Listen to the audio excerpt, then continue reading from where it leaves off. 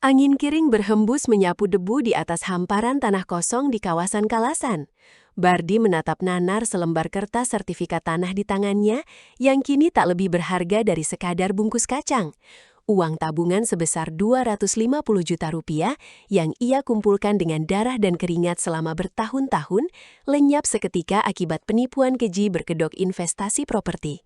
Langit seolah runtuh, menimpa pundaknya, membawa beban penderitaan yang tak tertahankan. Ia tidak pernah menyangka bahwa niat tulusnya untuk membangun masa depan yang cerah justru menjadi awal dari kehancuran hidupnya yang paling kelam. Seolah kehilangan harta benda belum cukup untuk menghancurkan kewarasannya, takdir kembali memberikan pukulan telak yang merobek hatinya. Siska, wanita yang selama 5 tahun terakhir menjadi pusat dunianya, memilih momen terpuruk ini untuk menancapkan belati pengkhianatan.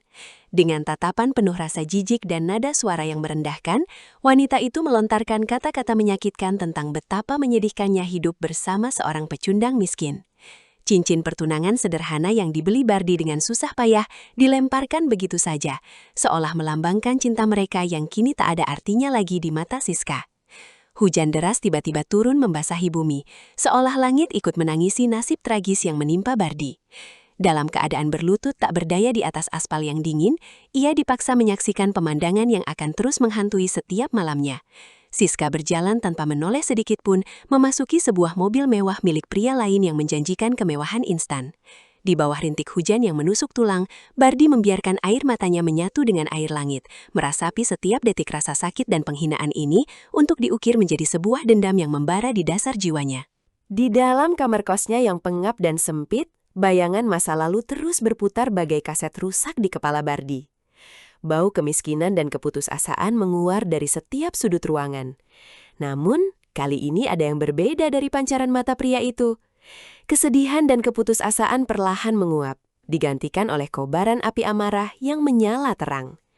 Sambil menggenggam erat cincin yang dibuang oleh wanita yang mengkhianatinya, Bardi mengucapkan sumpah bisu di dalam hatinya. Ia bersumpah akan merangkak keluar dari jurang penderitaan ini dan membuat mereka yang menertawakannya memohon ampun di bawah kakinya.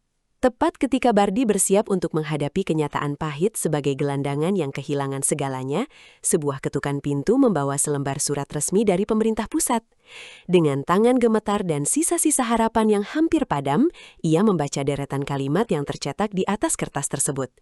Jantungnya berdegup kencang seolah ingin melompat dari dadanya. Tanah gersang di Kalasan yang sebelumnya dianggap sebagai tanah sengketa tak berharga, ternyata berada tepat di titik pusat proyek strategis nasional bernilai triliunan rupiah. Status kepemilikan Bardi yang sah membuatnya menjadi pewaris tunggal kompensasi raksasa tersebut. Hanya dalam kurun waktu kurang dari 48 jam, proses pencairan dana kompensasi itu berjalan dengan kecepatan yang tak masuk akal. Duduk di ruang tunggu VIP sebuah bank elit, Bardi menatap layar ponselnya yang kini menampilkan deretan angka 0 yang tak pernah berani ia bayangkan seumur hidupnya. Angka 250 juta yang sempat hilang, kini tergantikan oleh ratusan miliar rupiah tunai yang mengalir masuk bagai air bah. Sikap manajer bank yang sebelumnya mungkin akan mengusirnya, kini berubah menjadi sangat patuh dan merendah, seolah berhadapan dengan seorang raja. Uang memang tidak bisa membeli kebahagiaan, tetapi uang bisa merubah seorang pria malang menjadi sosok yang paling ditakuti. Bardi membuang seluruh masa lalunya ke tempat sampah bersama dengan pakaian-pakaian lusuh yang pernah membungkus tubuhnya. Ia menyewa desainer papan atas untuk mengubah total penampilannya, memilih bahan jas terbaik yang dijahit khusus untuk menyempurnakan postur tubuhnya yang kini berdiri tegak. Setiap helai pakaian mewah, setiap perhiasan yang menempel di tubuhnya adalah pelindung besi yang ia siapkan untuk menghadapi dunia yang dulu begitu kejam kepadanya. Langkah pertama dari rencana besarnya adalah mengamankan kekuasaan mutlak di wilayah ini. Bardi mengakuisisi sebuah perkebunan raksasa beserta rumah megah bergaya istana yang terletak di kawasan elit Cangkringan. Pembelian fantastis yang dilakukan secara tunai tanpa tawar-menawar itu seketika mengguncang dunia bisnis lokal. Tidak ada yang tahu dari mana asal-muasal kekayaan pria misterius ini, namun gelar baru langsung disematkan kepadanya oleh penduduk sekitar. Sejak hari itu, ia dikenal sebagai Sultan Cangkringan, penguasa baru yang kekayaannya seolah tiada batas dan tak tersentuh oleh siapapun. Untuk melengkapi identitas barunya, Bardi memborong sederet kendaraan paling eksklusif yang hanya bisa diakses oleh segelintir manusia di dunia. Armada mobil sport keluaran terbaru berjajar rapi di dalam garasi kacanya yang berlapis marmer murni. Setiap deru mesin dari kendaraan-kendaraan buas ini adalah simfoni kekuasaan yang ia ciptakan untuk menutupi jeritan masa lalunya. Bardi memastikan bahwa tidak akan ada lagi pria di dunia ini, apalagi sosok rendahan seperti pria yang merebut kekasihnya, yang bisa menyaingi gemerlap harta yang kini berada dalam genggamannya. Sementara sang sultan baru menapaki puncak dunia, roda karma mulai berputar tanpa ampun menggilas kehidupan Siska. Ilusi kebahagiaan yang dijanjikan oleh Reno ternyata hanyalah istana pasir yang rapuh. Kekayaan Reno yang selama ini dibanggakan ternyata dibangun di atas tumpukan hutang yang menggunung dan manipulasi bisnis yang kotor. Momen memalukan terjadi ketika kartu kredit hitam kebanggaan Reno ditolak mentah-mentah saat mereka berbelanja barang mewah, memperlihatkan retakan pertama dari kebohongan hidup mereka yang sebentar lagi akan hancur lebur berkeping-keping. Kabar tentang kebangkrutan Reno menyebar dengan kecepatan kilat di kalangan elit kota. Para investor yang marah menarik dana mereka secara serentak, meninggalkan perusahaan Reno dalam kondisi pailit yang tak bisa diselamatkan lagi.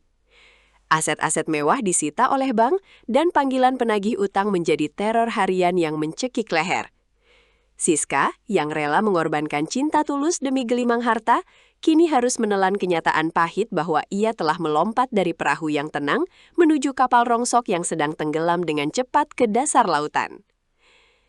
Di tengah kepanikan dan kebangkrutan yang melanda hubungan mereka, mata duitan Siska kembali mencari mangsa baru untuk menyelamatkan gaya hidup mewahnya. Perhatiannya tersita oleh sebuah artikel eksklusif tentang sosok misterius yang dijuluki Sultan Cangkringan.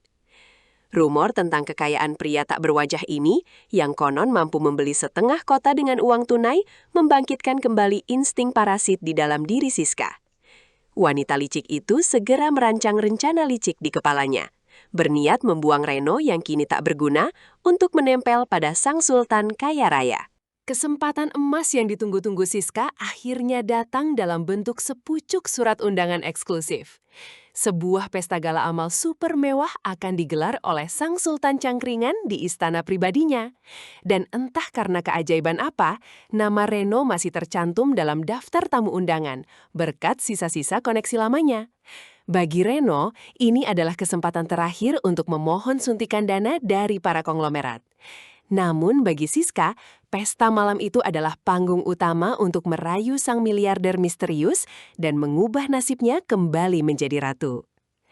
Menjelang malam pesta gala, Siska menghabiskan sisa uang terakhir di tabungannya untuk menyewa gaun paling menggoda dan perhiasan yang paling berkilau.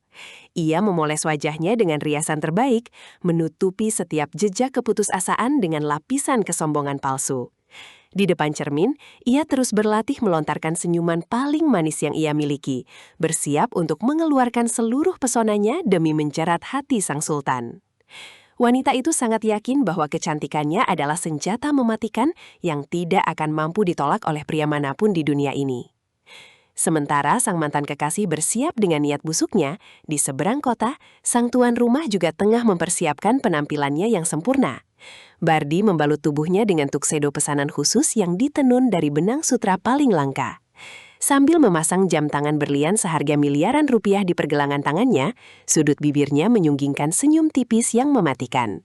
Ia telah mengetahui setiap langkah Siska dan Reno, sengaja mengirimkan undangan itu sebagai bagian dari jebakan elegan yang ia rancang dengan sempurna untuk menghukum mereka malam ini.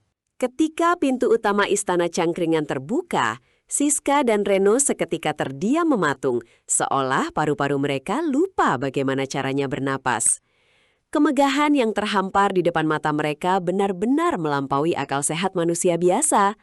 Lampu kristal raksasa yang menerangi aula, lantai marmer murni yang memantulkan bayangan, dan ornamen berlapis emas murni di setiap sudut ruangan memancarkan aura kekayaan yang absolut. Mata Siska semakin liar berkeliling, nafsu serakahnya membakar akal sehatnya, semakin tidak sabar untuk menemukan sosok pria yang menguasai semua ini. Tepat ketika jarum jam menunjukkan pukul 9 malam, alunan musik orkestra perlahan mereda.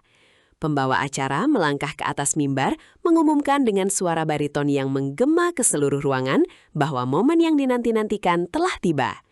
Seluruh lampu di dalam aula tiba-tiba dipadamkan, menyisakan satu lampu sorot tajam yang mengarah lurus ke puncak tangga panggung utama. Jantung Siska berdegup kencang bak dentuman genderang perang. Ia merapikan rambutnya dan memasang pose paling menggoda, bersiap menatap wajah pria triliuner yang akan menjadi targetnya. Dari balik tirai beludru raksasa, langkah kaki yang mantap terdengar menggema menyusuri anak tangga.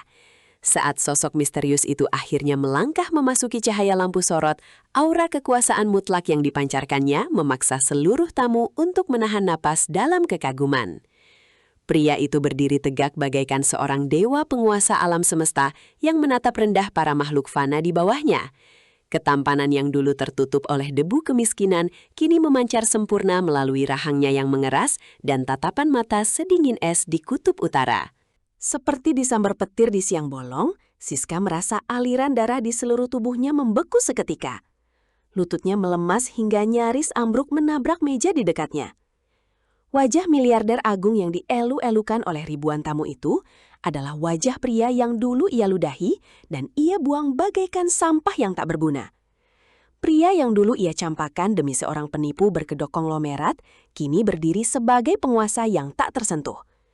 Kesombongan dan kepercayaan diri Siska hancur lebur berkeping-keping, digantikan oleh gelombang rasa malu dan penyesalan yang menenggelamkan kewarasannya. Kehilangan akal sehat karena keputusasaan, Siska mengabaikan harga dirinya dan nekat menerobos kerumunan tamu kehormatan. Ia berlari mendekati Bardi, mencoba menyentuh ujung lengan jas pria itu, sambil memaksakan air mata buaya yang mengalir deras di pipinya.